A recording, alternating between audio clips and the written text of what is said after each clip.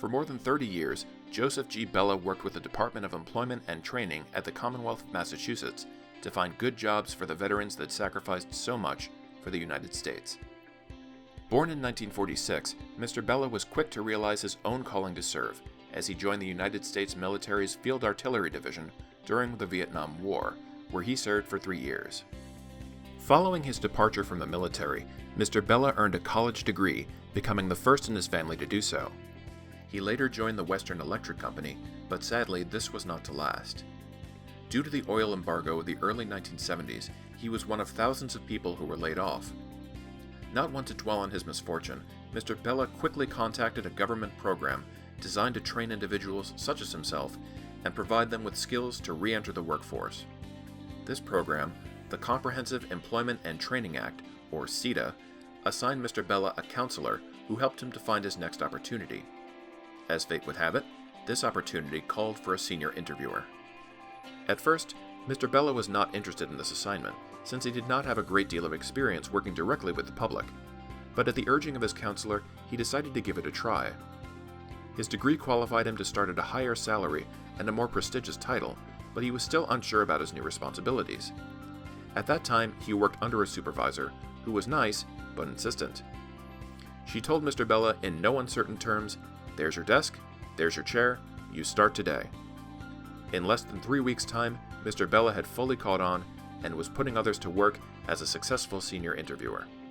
For years, Mr. Bella's career continued on successfully, but in the 1980s, the United States economy entered recession, and as a result, the state was obligated to cut jobs to keep its budget afloat.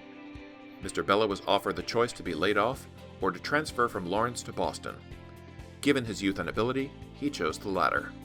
His new position was similar to the one he had just left, but he noted that it was more clerical in nature. He decided that he would wait out the downturn in Boston, but he wasted no time in requesting a transfer back to Lawrence. 2 years later, he was granted a transfer, but to Lowell, which is about 14 miles south of Lawrence. In Lowell, he resumed his work of interviewing the public, and after 3 years, he earned a promotion. Coincidentally, around the same time as he earned his promotion, his transfer request to Lawrence was approved, and he ended up back where he started, albeit in a better position career-wise. The Lawrence office had just lost its veterans worker, and as Mr. Bella was himself a veteran, he was a natural fit, remaining in that role until his retirement in 2002. Mr. Bella looks back on his career with great and justifiable pride, and he considers his crowning achievement to be receiving an award from the American Legion, Outstanding LVER of the Year, in 1995, and again in 1998.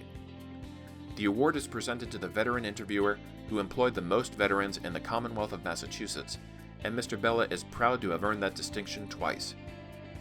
He served as an example to other interviewers, and he has passed along his skills to them, improving operations as a whole. Overall, Mr. Bella went from a reluctant interviewer to one of the most successful veteran interviewers in Massachusetts, as a result of his can-do attitude and the help he received along the way. Looking ahead, he hopes to maintain and preserve historic districts in his town.